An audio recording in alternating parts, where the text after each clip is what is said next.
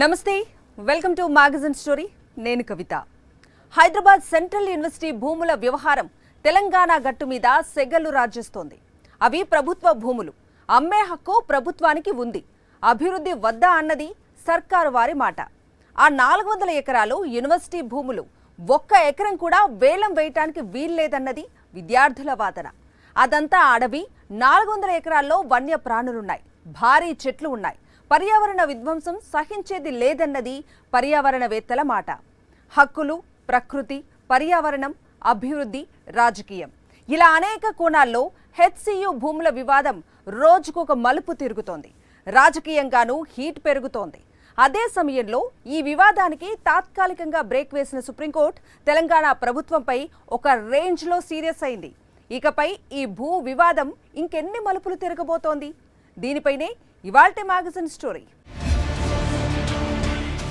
HCU భూములు ఎవరివి ప్రభుత్వానివి అయితే మాత్రం అలా అమ్మేస్తారా భూముల వేలం సంగతి సరే పర్యావరణాన్ని కూడా వేలం వేస్తామంటే ఎలా 400 ఎకరాలు వేలం వేస్తుంటేనే ఇంత హంగామా చేస్తున్నారు గత ప్రభుత్వం 1000 ఎకరాలు అమ్మేసింది తెలుసా అయినా అభివృద్ధి అక్కర్లేదా అభివృద్ధి అంటే కంపెనీలు పరిశ్రమలేనా పర్యావరణ విధ్వంసంతో ఏం సాధిద్దామని అసలు ఇవన్నీ తర్వాత మా యూనివర్సిటీ భూములతో ప్రభుత్వానికి ఏం పని ఇలా చెప్పుకుంటూ పోతే ఒకటి కాదు రెండు కాదు అనేక ప్రశ్నలు అనేక వాదనలు అనేక వివరణలు అనేక విశ్లేషణలు వీటన్నిటి మధ్య 400 ఎకరాల చుట్టూ రగులుతున్న వివాదం రాజకీయంగానూ భగ్గుమంటోంది హైదరాబాద్ సెంట్రల్ యూనివర్సిటీ భూ వివాదం తెలంగాణ రాజకీయాల్లోనూ హీట్ పెంచింది ఒకవైపు విద్యార్థులు పర్యావరణవేత్తలు ఇటు ప్రభుత్వం అటు ప్రతిపక్షాలు మరోవైపు న్యాయస్థానాలు ఇంకోవైపు వన్యప్రాణులు ఇలా అనేక కోణాల్లో 400 ఎకరాల భూముల వేలం అంశం సెగలు పొగలు కక్కుతోంది కంచగచ్చిబౌలిలోని 400 ఎకరాల భూమిని వేలం వేయాలని తెలంగాణ ప్రభుత్వం నిర్ణయం తీసుకోవడంతో వివాదం మొదలైంది ఈ భూమి హెచ్సియుకి చెందిందని అటు విద్యార్థులు యూనివర్సిటీ భూమి కాకపోయినా 100 ఎకరాల్లో పచ్చని చెట్లు నరికేసి వన్యప్రాణులను తరిమేసి ఏం అభివృద్ధి సాధిస్తారని ఇటు పర్యావరణవేత్తలు ఈ నిర్ణయాన్ని తీవ్రంగా వ్యతిరేకించారు అదే సమయంలో అటు ప్రతిపక్షాలు కూడా ప్రభుత్వ నిర్ణయాన్ని తప్పుబడుతూ సీన్లోకి రావడంతో ఒక్కసారిగా వాతావరణం వేడెక్కింది ఈ వివాదం జరుగుతోన్న సమయంలోనే రాత్రికి రాత్రి చెట్లని తొలగించే కార్యక్రమానికి ప్రభుత్వం తెరతీయడంతో వివాదం న్యాయస్థానాల దాకా వెళ్లింది కంచగచ్చిబౌలి భూముల్లో చెట్ల కొట్టివేతపై సుప్రీంకోర్టు స్టే విధించింది తదుపరి ఆదేశాలిచ్చేదాకా అన్ని పనులు నిలిపేయాలన్న అత్యున్నత న్యాయస్థానం చట్టాన్ని మీ చేతుల్లోకి తీసుకుంటారా అంటూ సీరియస్ అయింది పర్యావరణ విధ్వంసంపై కన్నెర్ర చేసింది హెచ్సియు భూములపై తెలంగాణ ప్రభుత్వం వేసిన కమిటీ నుంచి జీహెచ్ఎంసీ కమిషనర్ తో పాటు కొందరు అధికారులను సుప్రీంకోర్టు తొలగించింది ఈ నెల 16 కల్లా నివేదిక ఇవ్వాలని సెంట్రల్ ఎన్ఫోర్స్మెంట్ కమిటీకి ఆదేశాలిచ్చింది అత్యున్నత న్యాయస్థానం ఆదేశాలతో భూముల వేలానికి చెట్ల నరికివేతకి తాత్కాలికంగా బ్రేక్ పడినా ఇకపై ఏం జరగబోతోందన్నది చర్చనీయాంశంగా మారింది హెచ్సియు భూముల వేలం వివాదం గురించి లోతుగా చర్చించాలంటే 20 ఏళ్లు వెనక్కి వెళ్లాలి 2004లో చంద్రబాబు ముందస్తు ఎన్నికలకు వెళ్తూ ఆపద్ధర్మ ముఖ్యమంత్రిగా ఉన్న సమయంలో ఐఎంజీ భారత్ అనే కంపెనీతో క్రీడల్లో యువతను ఛాంపియన్లుగా తీర్చిదిద్దే పేరుతో అవగాహన ఒప్పందం కుదుర్చుకుంది ఆ వెంటనే ఆగమేఘాల మీద రంగారెడ్డి జిల్లా శేరిలింగంపల్లి మండలం గచ్చిబౌలి సర్వే నంబర్ 25లోని 400 ఎకరాలు ఇచ్చేందుకు అనుమతిచ్చింది అలాగే రంగారెడ్డి జిల్లా సరూర్ నగర్ మండలం మామిడిపల్లి సర్వే నంబర్ 99/1లోని మరో 450 ఎకరాలను అప్పగిస్తామని ఒప్పందం చేసుకుంది 2004 ఫిబ్రవరి 10న సేల్ డీడ్ ద్వారా 400 ఎకరాల భూమిని ఐఎంజీకి కేటాయించారు దీనికి బదులుగా యూనివర్సిటీకి గోపన్పల్లిలో 397 ఎకరాల భూమి ఇచ్చారు ఈ మొత్తం వ్యవహారంలో యూనివర్సిటీకి బిల్లీరావుకి లబ్ధి జరిగితే నష్టపోయినది రాష్ట్ర ప్రభుత్వం రాష్ట్ర ప్రజలు ఈ కుంభకోణాన్ని పసిగట్టిన వైఎస్ రాజశేఖర రెడ్డి ప్రభుత్వ ఆస్తులను కాపాడడం కోసం 2006 అక్టోబర్ 21న సేల్ డీడ్ ని రద్దు చేస్తూ భూములను తిరిగి స్వాధీనం చేసుకునేలా ఉత్తర్వులిచ్చారు దీనిపై బిల్లీరావు కోర్టుకు వెళ్లడంతో వైఎస్ ప్రభుత్వం న్యాయ పోరాటం మొదలుపెట్టింది చివరికి సుప్రీంకోర్టు కూడా ఈ భూమి ప్రభుత్వానిదే అని తాజాగా తీర్పు ఇచ్చింది దీంతో ఈ భూమిని స్వాధీనం చేసుకుని వేలం వేయాలని రేవంత్ రెడ్డి ప్రభుత్వం నిర్ణయం తీసుకుంది హెచ్సియు నుంచి 400 ఎకరాలు తీసుకున్నందుకు యూనివర్సిటీకి గోపన్పల్లిలో 397 ఎకరాలు కేటాయించామని ఇక ఈ 400 ఎకరాలు హెచ్సియుది ఎలా అవుతుందని ప్రభుత్వం ప్రశ్నించింది విద్యార్థులను ప్రతిపక్షాలు అనవసరంగా రెచ్చగొట్టి లేని వివాదం సృష్టిస్తున్నాయని రేవంత్ రెడ్డి ప్రభుత్వం విమర్శిస్తోంది. అనేది రాష్ట్ర ప్రజల ఆస్తి సొమ్ము కదా, ఈ ఆస్తి ప్రజలకే ఉండాలి, రాష్ట్రాలకే ఉండాలి కదా అని ఆ తర్వాత వచ్చినటువంటి కాంగ్రెస్ ప్రభుత్వం రాజశేఖర రెడ్డి గారి నాయకత్వంలో ఈ అలాట్మెంట్ ప్రైవేటు వ్యక్తులకు అలాట్ చేసినటువంటి భూమి రాష్ట్ర సొమ్ము, రాష్ట్ర ఆస్తి, ఈ ప్రజలకే ఉండాలి. ఇది అటువంటి ప్యాట్రా బిల్లిరావు లాంటి ఆంజీ భారత స్పోర్ట్స్లో పోతే ఎట్లా అని వారు 21/11/2006 నాడు ఆనాటి కాంగ్రెస్ ప్రభుత్వం దీన్ని క్యాన్సిల్ చేసింది. ఎవరికి? ప్యాట్రా బిల్లిరావు ఆ ఎంజీ స్పోర్ట్స్కి ఇచ్చిన ల్యాండ్ని క్యాన్సిల్ చేసి ఇది గవర్నమెంట్కే ఉంటుంది, ఇటువంటి వాళ్ళ చేతిలో ప్రైవేట్ వ్యక్తులు పోవటానికి వీల్లేదని తీసుకుంటారు. హెచ్సియులో 1 ఇంచు భూమి కూడా తాము తీసుకోవడం లేదని, ఇది పూర్తిగా ప్రభుత్వ భూమి అని ప్రభుత్వం చెప్తోంది. మరోవైపు ఇది అటవీ భూమి అని, ఇందులో చెట్ల కూల్చివేతని అడ్డుకోవాలని హైకోర్టులో 2 పిటిషన్లు దాఖలయ్యాయి. ఆ 400 ఎకరాలు అటవీ భూమి అని, ఒకవేళ అది ప్రభుత్వ భూమి అయినా సుప్రీంకోర్టు తీర్పులకు లోబడే ప్రభుత్వాలు పనిచేయాలని, 40కి పైగా జేసీబీలతో చెట్లు కొట్టేసి భూమిని ఎలా చదును చేస్తారని పిటిషనర్ల తరపు లాయర్లు ప్రశ్నించారు. సుప్రీం తీర్పు ప్రకారం అటవీ ప్రాంతాన్ని చదును చేయాలంటే నిపుణుల కమిటీ వేయాలి. ఆ కమిటీ క్షేత్రస్థాయిలో నెలపాటు అధ్యయనం చేయాలన్నారు. ఈ అడవిలో ఎస్ఆర్ ప్రధాన సరస్సులు, పుట్టగొడుగుల శిల వంటి ప్రత్యేకమైన భౌగోళిక నిర్మాణాలున్నాయి. 237 జాతుల పక్షులు, నెమళ్లు, చుక్కల జింకలు, అడవి పందులు, నక్షత్ర తాబేళ్లు, ఇండియన్ రాక్ పైథాన్, బోయాస్ వంటి వివిధ పాము జాతులకు ఇది పర్యావరణ నివాసమని, వాటిని పరిరక్షించాల్సిన అవసరం ఉందని పిటిషనర్ల తరపు న్యాయవాదులు వాదించారు. ఈ పిటిషనర్ల వాదనలో ఏమాత్రం నిజం లేదని ప్రభుత్వం వాదించింది. గూగుల్ ఫోటోల ఆధారంగా ఇక్కడ ఫారెస్ట్ ఉందని పిటిషనర్లు వాదిస్తున్నారని తెలంగాణ ఏజీ తెలిపారు. రెవెన్యూ, ఇతర ఏ రికార్డుల్లోనూ అది అటవీ భూమిగా లేదు. గూగుల్ చిత్రాలు వానాకాలంలో ఒకలా, ఎండాకాలంలో మరోలా ఉంటాయి. గూగుల్ చిత్రాలు ప్రామాణికం కాదని సుప్రీంకోర్టు గతంలో పేర్కొన్న విషయాన్ని ఏజీ తన వాదనలో వినిపించారు. గత 10 ఏళ్లలో బీఆర్ఎస్ ప్రభుత్వం వేలాది ఎకరాలు విక్రయించినా నోరు మెదపని వారు ఇప్పుడు 1 ఎకరం 75 కోట్ల రూపాయలకు విక్రయిస్తుంటే సహకరించలేకపోతున్నారని, నిజాం కాలం నుంచి ఈ 400 ఎకరాలు గడ్డి భూములని తెలంగాణ ప్రభుత్వం చెబుతోంది. 400 ఎకరాలు వేలం వేయాలన్న ప్రభుత్వ నిర్ణయంపై ప్రతిపక్షాలు భగ్గుమంటున్నాయి. దీంతో రాజకీయంగా కూడా వేడి రాజుకుంది. ఫ్యూచర్ సిటీ కోసం 14,000 ఎకరాల భూమి ఉండగా హెచ్సియులో ఉన్న ఆ 400 ఎకరాలే ఎందుకు?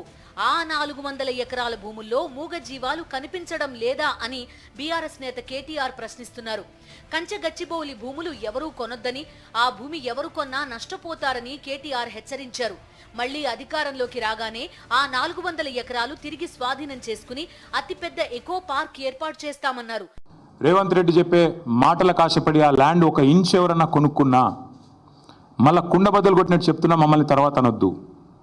ఖచ్చితంగా ప్రతి ఇంచు తిరిగి వెనక్కి తీసుకుంటాము.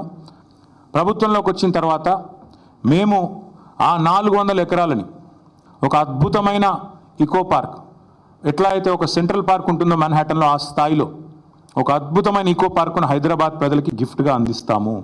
అటు హెచ్సియు విద్యార్థులు తమ ఆందోళనని మరింత ఉధృతం చేయడం, బీఆర్ఎస్, బీజేపీ కూడా వారి ఆందోళనకి పూర్తి మద్దతు ప్రకటించడంతో భూ వివాదం పొలిటికల్ టర్న్ తీసుకుంది. అదే సమయంలో విద్యార్థులతో మొదటి నుంచి సౌమ్యంగా వ్యవహరించడానికే ప్రాధాన్యత ఇచ్చిన తెలంగాణ ప్రభుత్వం రాత్రికి రాత్రి చెట్లను నరికేస్తూ భూముల వేలం విషయంలో మాత్రం వెనక్కి తగ్గేది లేదని స్పష్టంగానే చెబుతూ వచ్చింది. విద్యార్థుల మీద పోలీసుల లాఠీ చార్జీలు, ప్రతిపక్షాల వార్నింగ్లు, ఇలా అనేక మలుపులు తిరుగుతోన్న ఈ భూ వివాదానికి అత్యున్నత న్యాయస్థానం ఇచ్చిన స్టేతో తాత్కాలిక బ్రేక్ పడింది. రాబోయే రోజుల్లో 400 ఎకరాల వేలం అంశం ఎలాంటి మలుపులు తిరుగుతుంది, తెలంగాణ రాజకీయాలను ఎలా కుదిపేస్తుంది అన్నది చర్చనీయాంశంగా మారింది. హెచ్సియు భూముల వివాదంలో చంద్రబాబు పేరు, వైఎస్ఆర్ పేరు ఎందుకు వినిపిస్తున్నాయో తెలుసా? ఇది తెలియాలంటే బిల్లీరావు గురించి కూడా తెలుసుకోవాలి. బిల్లీరావు పేరు సిల్లీగా ఉంది, కానీ మనిషి మహాముదురు. ఐఎంజీ భారత్ ఓనర్, చంద్రబాబు జాన్ జిగ్రీ. ఇక విషయం మీకు అర్థమైపోయి ఉంటుంది కదా. చంద్రబాబు దోస్త్ అంటేనే కొన్ని ప్రత్యేక లక్షణాలుంటాయి. మందిని ముంచటం, మంది సొమ్ము మింగటం, దాబుగా కనిపిస్తూ దర్జా ఒలకబోస్తూ నమ్మినోళ్ళకి సున్నం పెట్టడం. ఈ తరహా లక్షణాలను పూర్తిగా పుణికిపుచ్చుకున్నారు కాబట్టే బిల్లీరావుకి చంద్రబాబుతో దోస్తానా కుదిరింది. ఇక చెప్పేదేముంది, ఇద్దరు స్కామర్లు కలిస్తే సైలెంట్గా ఉంటారా? ఏకంగా హైటెక్ సిటీకే ఎసరు పెట్టేశారు. ఇప్పుడు లక్షల కోట్ల రూపాయలు విలువ చేసే భూములకు టెండర్ పెట్టేశారు. వైఎస్ రాజశేఖర రెడ్డి పుణ్యమా అని అంతటి విలువైన ప్రజల ఆస్తి ఆ దగాకోరుల సొంతం కాలేదు. హెచ్సిఏకు చెందిన ఈ 400 ఎకరాలు ఐఎంజీకి చంద్రబాబు దారాదత్తం చేసినవే. అవినీతిలో కుంభకోణాలు చేయడంలో చంద్రబాబుకి ఎంత స్కిల్ ఉందో చెప్పడానికి స్కిల్ స్కామ్ ఏమాత్రం సరిపోదు. అది తెలుసుకోవాలంటే 20 ఏళ్ల క్రితమే చంద్రబాబు వెలగబెట్టిన ఐఎంజీ భూముల కుంభకోణం గురించి మాట్లాడుకోవాలి. IMG academies Bharat private limited 2003 August 5న ఏర్పాటైంది. కంపెనీ ఏర్పాటైన 4 రోజులకే అంటే ఆగస్టు 9నే చంద్రబాబు నేతృత్వంలోని నాటి ఆంధ్రప్రదేశ్ ప్రభుత్వం ఐఎంజీ భారత్తో ఒప్పందం కుదుర్చుకుంది. క్రీడల్లో రాష్ట్ర యువతను ఛాంపియన్లుగా తీర్చిదిద్దడం కోసం అంటూ ఈ ఎంఓయూ చేసుకుంది. ఇందులో భాగంగా స్పోర్ట్స్ అకాడమీలను నిర్మించడం, అభివృద్ధి చేయడం, నిర్వహించడం కోసం అంటూ రంగారెడ్డి జిల్లా శేరిలింగంపల్లి మండలం గచ్చిబౌలి సర్వే నంబర్ 25లో 400 ఎకరాలు ఇచ్చేందుకు అంగీకరించింది. అలాగే రంగారెడ్డి జిల్లా సరూర్ నగర్ మండలం మామిడిపల్లి సర్వే నంబర్ 99/1లోని మరో 450 ఎకరాలు అప్పగించేందుకు కూడా ఒప్పందం చేసుకుంది. అంతేకాకుండా ఐఎంజీ భారత్ అంతర్జాతీయ స్థాయిలో ప్రధాన కార్యాలయాన్ని నిర్మించుకునేందుకు బంజారా హిల్స్ నుంచి మాదాపూర్ వెళ్లే మార్గంలో ఎకరం నుంచి 5 ఎకరాలు కూడా ఇస్తామని హామీ ఇచ్చింది. ఈ మేరకు 2004 ఫిబ్రవరిలో గచ్చిబౌలిలో ఎంతో విలువైన 400 ఎకరాలను స్వల్ప మొత్తానికి అంటే కేవలం 2 కోట్ల రూపాయలకే ఐఎంజీ భారత్ కు సేల్ డీడ్ చేసింది. 2003 నవంబర్ 14నే చంద్రబాబు ప్రభుత్వం రద్దయింది. తర్వాత ఆపద్ధర్మ ప్రభుత్వంగా మాత్రమే కొనసాగింది. 2004 ఎన్నికల్లో వైఎస్ రాజశేఖర రెడ్డి ఘన విజయం ఖాయమని, మీ ఓటమి తప్పదన్న ఇంటెలిజెన్స్ రిపోర్ట్స్ రావడంతో చంద్రబాబు 1,00,000 కోట్ల రూపాయల స్కామ్ కి తెరతీశారు. ఆపద్ధర్మ ముఖ్యమంత్రిగా ఉంటూనే ఐఎంజీ భారత్ కి 850 ఎకరాల భూములను ధారాదత్తం చేసేశారు. పూర్తి కేబినెట్ ఆమోదం లేకుండా చంద్రబాబు ప్రభుత్వం ఎంఓయూపై సంతకాలు చేసింది. ఆ సమయంలో భూమి విలువ ఎకరం 13 లక్షల రూపాయలు ఉండగా పిటిషనర్ కు 50,000 రూపాయల స్వల్ప మొత్తానికే సరైన ఎలాంటి కారణం లేకుండా విక్రయించారు. ఐఎంజీ భారత్ కు అమెరికన్ కంపెనీ అయిన ఐఎంజీతో ఎలాంటి సంబంధం లేదు, కానీ దానికి అనుబంధ సంస్థ అంటూ మోసగించారు. చంద్రబాబు అవినీతి బతుకంతా తెలిసిన వైఎస్ఆర్ 2006లో ప్రభుత్వ ఆస్తులను కాపాడే లక్ష్యంతో ఆర్డినెన్స్ తెచ్చారు. 2007లో దీన్ని చట్టబద్ధం చేస్తూ ఆంధ్రప్రదేశ్ ప్రభుత్వం ఆస్తి చట్టాన్ని తీసుకొచ్చింది. ఈ చట్ట ప్రకారం ఐఎంజీ భారత్ తో అంతకుముందు ప్రభుత్వం చేసుకున్న ఎంఓయూ, ఆ మేరకు సేల్ డీడ్ కూడా రద్దయ్యాయి. ఈ క్రమంలో ఐఎంజీ చెల్లించిన మొత్తాన్ని ఏడాదికి 12% వడ్డీతో తిరిగి ఇచ్చేయడానికి వైఎస్ఆర్ ప్రభుత్వం ముందుకొచ్చింది. అయితే ప్రభుత్వ చట్టాన్ని సవాల్ చేస్తూ ఐఎంజీ భారత్ తెలంగాణ హైకోర్టులో పిటిషన్ దాఖలు చేసింది. ఐఎంజీ భారత్ కి 850 ఎకరాలు ఇస్తూ నాటి చంద్రబాబు ప్రభుత్వం చేసుకున్న ఒప్పందాన్ని ఏ విధంగానూ సమర్థించలేమని 2004 మార్చిలో తెలంగాణ హైకోర్టు ప్రధాన న్యాయమూర్తి జస్టిస్ అలోక్ ఆరాధే, జస్టిస్ అనిల్ కుమార్ జూకంటి తీర్పునిచ్చారు. ఐఎంజీ భారత్ చెప్తున్నట్టు ఆర్టికల్ 14 ఉల్లంఘన ఎక్కడా జరగలేదని స్పష్టం చేశారు. 18 ఏళ్ల సుదీర్ఘ విచారణ తర్వాత తెలంగాణ హైకోర్టు ఈ తీర్పు ఇచ్చింది. హైకోర్టు తీర్పుని సవాల్ చేస్తూ సుప్రీంకోర్టును ఆశ్రయించాడు బిల్లీరావు. అదే ఏడాది మే 3న సుప్రీంకోర్టు కూడా హైకోర్టు తీర్పునే సమర్థించింది. వైఎస్ఆర్ చేసిన పోరాటానికి అలా ప్రతిఫలం లభించింది. వేల కోట్ల రూపాయల విలువైన ప్రభుత్వ భూములు అవినీతి అనకొండలకు చిక్కకుండా అలా వైఎస్ఆర్ అడ్డుకున్నారు. ఆపద్ధర్మ ముఖ్యమంత్రిగా కొనసాగుతూ 1,00,000 కోట్ల రూపాయల విలువైన స్కామ్ కి శ్రీకారం చుట్టిన చంద్రబాబు బిల్లీరావుతో ఆ కుంభకోణం నడిపించారు. అసలు బిల్లీరావుకి చంద్రబాబుకి మధ్య ఉన్న సంబంధం ఏంటి? పిల్లనిచ్చి పార్టీలోకి రానిచ్చి పార్టీలో మంచి స్థానమిచ్చి గౌరవించిన మామకే వెన్నుపోటు పొడిచారు చంద్రబాబు. సరిగ్గా ఆ వెన్నుపోటు ఎపిసోడ్ కి స్కెచ్ గీస్తున్న సమయంలోనే బిల్లీరావుతో చంద్రబాబుకి పరిచయం అయింది. ఇద్దరి ఆలోచనలు కలిశాయి. ఎన్టీఆర్ ని వెన్నుపోటు పొడిచి ముఖ్యమంత్రి కాగానే చంద్రబాబు చేసిన పనేంటో తెలుసా? బిల్లీకి కుప్పం ప్రాజెక్టును కట్టబెట్టడం. బిల్లీరావుది కృష్ణా జిల్లాలోని కొండపల్లి. మద్రాస్ ఐఐటిలో చదివారు. అక్కడి నుంచి అమెరికా వెళ్లారు. అమెరికా చదువు పూర్తవగానే తిరిగి ఇండియా వచ్చేశారు. వివిధ దేశాల్లో విస్తృతంగా పర్యటించడం, పెద్ద పెద్ద వ్యక్తులతో పరిచయాలు చేసుకోవడం బిల్లీ హాబీ. ఇదే క్రమంలో ఈయనకు ఫ్లారిడాలోని ఐఎంజీ యాజమాన్యమైన మార్క్ కుటుంబంతో సంబంధాలున్న ఆండ్రూ క్రీగర్ పరిచయం అయ్యాడు.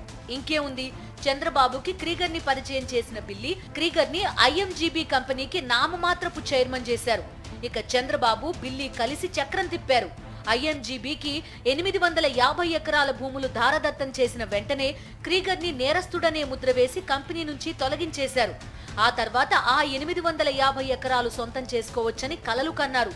కానీ 2004లో వైఎస్ రాజశేఖర్ రెడ్డి సీఎం కావడంతో 1,00,000 కోట్ల రూపాయల విలువైన భూములను దోచేయాలన్న చంద్రబాబు పన్నాగం పారలేదు. భారత్ వేగంగా అభివృద్ధి చెందుతున్న దేశం. అతి త్వరలోనే అభివృద్ధి చెందిన దేశాల సరసన నిలబడబోతున్న దేశం. మరి హైదరాబాద్? ఇది విశ్వనగరం, దేశంలోనే అత్యంత ప్రముఖ కీలక నగరం. ఇంతవరకు బానే ఉంది. కానీ పర్యావరణ స్పృహ, ప్రకృతిపై ప్రేమ ప్రదర్శించకపోతే విశ్వనగరం ఎలా అవుతుంది? కొన్ని దేశాల్లో పర్యావరణ పరిరక్షణ అన్నది ఎన్నికల మేనిఫెస్టోలో కీలక అంశంగా మారుతోంది. పర్యావరణాన్ని కాపాడుతామని చెబుతూ పార్టీలు ఓట్లడిగే పరిస్థితి వచ్చేసింది. మరి హైదరాబాద్ లాంటి కాంక్రీట్ జంగల్లో 100 ఎకరాల్లో పచ్చదనాన్ని పాలకులే ధ్వంసం చేస్తామనటాన్ని ఎలా చూడాలి? 20 ఏళ్లుగా ఆ భూములను పట్టించుకునే పరిస్థితి లేకపోవడం వల్ల అక్కడ చెట్లు పెరిగాయి.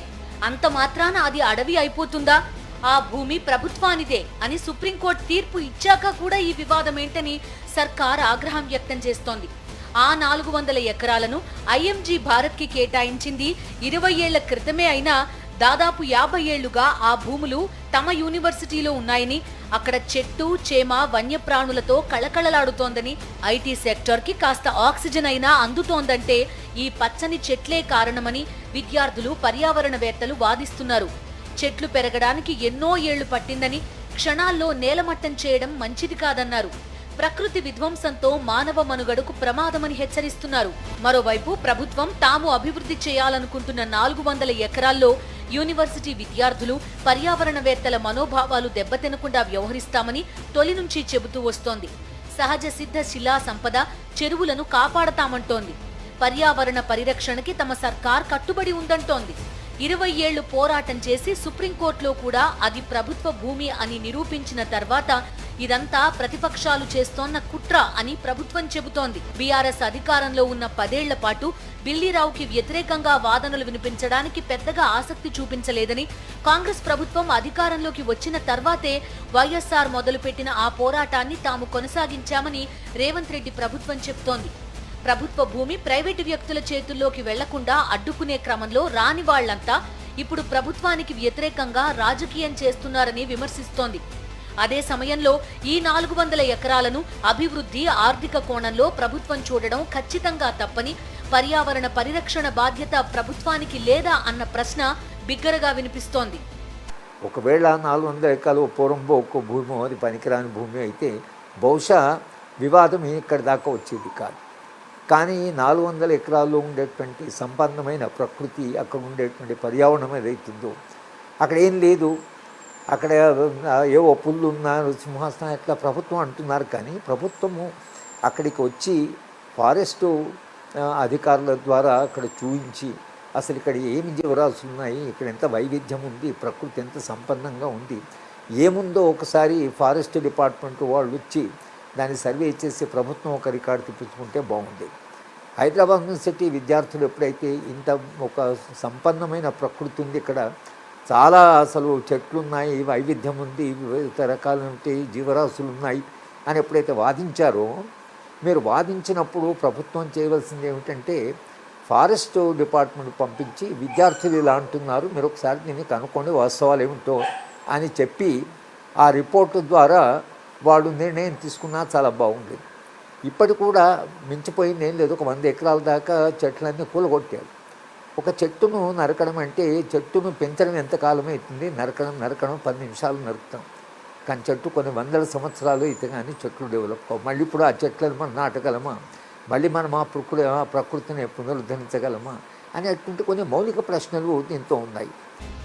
హైదరాబాద్ విశ్వనగరమే. 1 కోటి మందికి మించిన జనాభాతో, అన్ని రకాల సంస్కృతులతో కళకళలాడుతోన్న నగరమే. ఇవన్నీ ఎన్ని నిజాలో హైదరాబాద్ కాంక్రీట్ జంగిల్ అన్నది కూడా అంతే నిజం. వేగంగా జరుగుతోన్న అభివృద్ధి కాలుష్య కోరల్లోకి నగరాన్ని తీసుకువెళ్లిపోయింది. పచ్చదనం అపురూపమైపోతోంది. ఈ నేపథ్యంలో 400 ఎకరాల్లో చెట్లని నరికేసి వన్యప్రాణులను తరిమేసి చేసే అభివృద్ధి కూడా అభివృద్ధేనా అన్న ప్రశ్న జనం నుంచి వినిపిస్తోంది. ఇంకో నెల రోజుల్లో మిస్ వరల్డ్ 2025 ఈవెంట్ హైదరాబాద్లోనే జరగనుంది. ప్రపంచమంతా భాగ్యనగరాన్ని చూసే సమయం ఇది. వందల ఎకరాల్లో పచ్చని చెట్లను ప్రభుత్వమే అభివృద్ధి పేరుతో నరికేస్తోందన్న అంశం కానీ, అసలు ఆ మాటకొస్తే ఈ మొత్తం వివాదం కానీ ప్రపంచం ముందు హైదరాబాద్ బ్రాండ్ ఇమేజ్ ని ఖచ్చితంగా తక్కువ చేస్తుంది. ఎందుకంటే పర్యావరణానికి అనేక అగ్రదేశాలు అధిక ప్రాధాన్యతనిస్తున్నాయి. హైదరాబాద్ కి అభివృద్ధి కావాలి, అభివృద్ధితో పాటు ఆక్సిజన్ కూడా కావాలన్న నిజమే ఈ వివాదాన్ని పరిష్కారం దిశగా నడిపిస్తుందా అన్నది రాబోయే రోజుల్లో జరిగే పరిణామాలే తేల్చాలి. ఇది ఇవాల్టి మ్యాగజైన్ స్టోరీ.